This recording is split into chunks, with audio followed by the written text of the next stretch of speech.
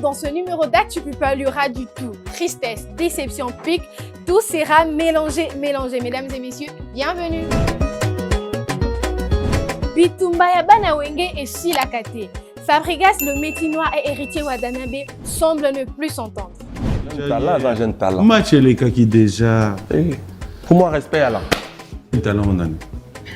Musicien Oyochaka Vangai, héritier. Lors de son passage, Fabregas s'est positionné comme les guides de la nouvelle génération d'artistes, affirmant, après les Fally Ipupa et Ferregola, je suis les guides de la nouvelle génération. Cependant, l'artiste n'a pas manqué d'émettre des critiques à l'encontre d'héritier Watanabe, avec qui les relations sont tumultueuses depuis plusieurs années. Il faut un peu de respect, comme avec le jeune talent. C'est conférant à héritier Watanabe. Héritier a commencé après moi, mais vous voulez le placer avant moi, a-t-il déclaré. La relation entre les deux artistes a connu des hauts et des bas, bien qu'ils aient été proches par le passé. Des tensions sont apparues ces dernières années, alimentées par des déclarations publiques et des rivalités artistiques. Fabregas a notamment critiqué Héritier en les qualifiant d'erreurs du maître, tandis que ce dernier a fait des remarques sur le fait que Fabregas a fui en Europe. Malgré ces conflits, on a pu observer des moments où les deux artistes ont montré des signes de respect mutuel, comme lorsque Fabregas a félicité Héritier pour l'obtention de son diplôme d'État. Néanmoins, la situation reste tendue et les deux artistes semblent naviguer entre rivalité et respect. Cette annonce d'album commun avec Déplique Pomba intervient donc dans un contexte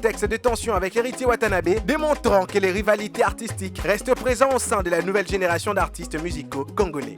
Babandi après comme ça Vangai. C'est pas normal. Pour ça, là, plaisir. Pasteur Nabi Sopé Rankin et aussi la Kakate. Le pasteur Kabundi Walesa aurait incité ses fidèles à poursuivre Denis Lessi en justice. La personne une autorisation, ceux qui vont confondre Denis Lessi 50 places. Asamba Kotoyo, Asamba Boye, Trésor, Nandimi Oyolobi, je t'autorise. Bananazambe Nandimi Obinobolobi, nous autorisé Bino.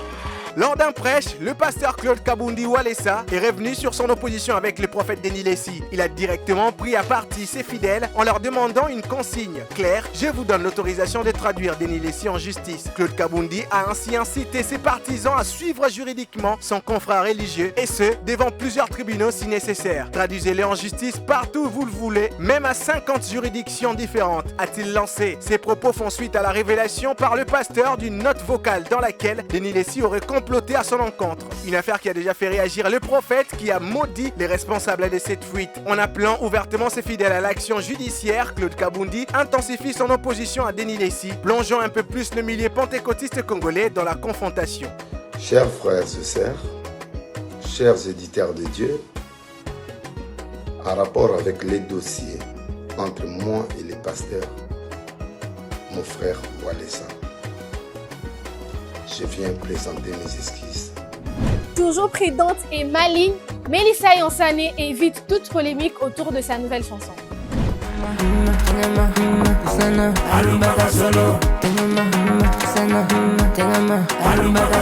Alors que son titre solo featuring Kabouya est déjà disponible, Melissa Yansane dissipe tout malentendu. Je tiens à préciser avant que la chanson ne sorte qu'aucune personne ou artiste n'a été visée. Je vous vois venir déjà dans les commentaires. J'ai du respect pour toutes mes collègues et leur travail. Nous ne sommes pas nombreuses car le milieu est dominé par les hommes, donc je ne vais sûrement pas m'en prendre à celles qui se battent pour être là. Big up à toutes les artistes féminines qui représentent la RDC, Rebo, Sarah Lula, Sista Becky, Danica, Rena et toutes les autres qui font la fierté du pays.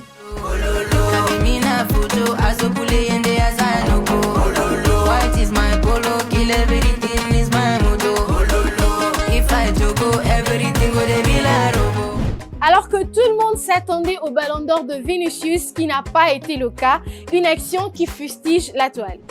Vinicius Junior mérite le ballon d'or sans l'ombre d'un doute. Avec 45 matchs, 26 buts et 11 passes décisives lors de la saison 2023-2024, il a été l'élément central des triomphes du Real Madrid. Vainqueur de la Liga, de la Supercoupe d'Espagne et surtout de la Ligue des Champions, le Brésilien a survolé les compétitions. En Ligue des Champions, il a dominé en réalisant le plus grand nombre de dribbles et a été élu meilleur joueur du tournoi. Ses performances décisives, 3 buts en finale de la Supercoupe face à Barcelone, 2 passes décisives en quart de finale contre Manchester City, 2 buts en demi-finale contre le Bayern Munich et enfin un but en finale contre le Borussia Dortmund. À chaque étape, Vinicius a prouvé qu'il est le meilleur. C'est la surprise de la semaine dans le monde du football. Alors que Vinicius, le milieu de terrain de Manchester City, Rodri, a remporté les prestigieux trophées le lundi à Paris. Une nouvelle qui aurait provoqué la colère des dirigeants du Real Madrid qui avaient décidé en amont d'annuler la venue de leur délégation à la cérémonie. Ce coup de tonnerre intervient alors que le jeune attaquant madrilène était donné grand favori par l'ensemble des médias européens. Mais c'est finalement Rodri, le milieu de terrain espagnol de Manchester City, qui semble avoir su convaincre les jurys.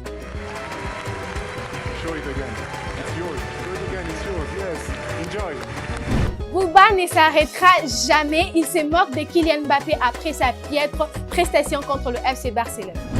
Bouba a ainsi commenté avec ironie autant des euros que sur ses chèques. Quel monde injuste! Une référence à la rémunération colossale de Kylian Mbappé qui a fait couler beaucoup d'encre lors de son transfert au Real Madrid. Le rappeur semble ainsi vouloir souligner les fossés entre les importantes ressources financières du joueur et ses performances concrètes sur les terrains. Un bébé en route? Rihanna serait de nouveau enceinte de son 3e enfant. Suivez. Au Cameroun, une femme décède sur la piste de danse de son mariage devant ses invités.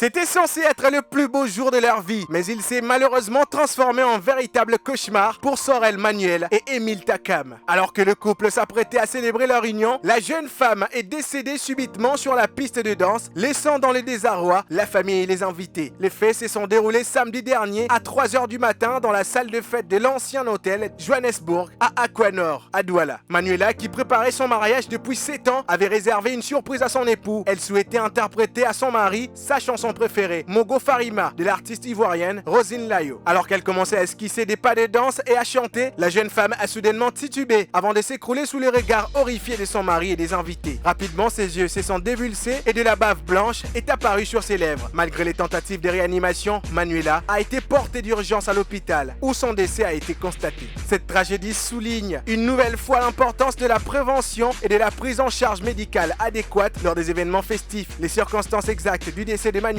reste à éclaircir, mais cette disparition soudaine a plongé tous les participants dans une profonde tristesse, gâchant ainsi les plus beaux jours de la vie du couple.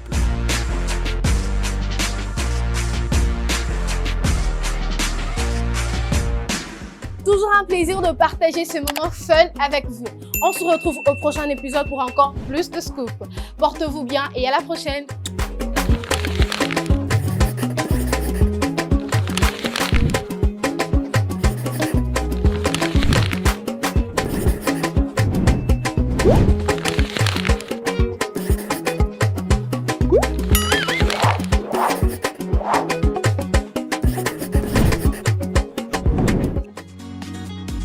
Innov TV, vivez la télé dans sa dimension créative.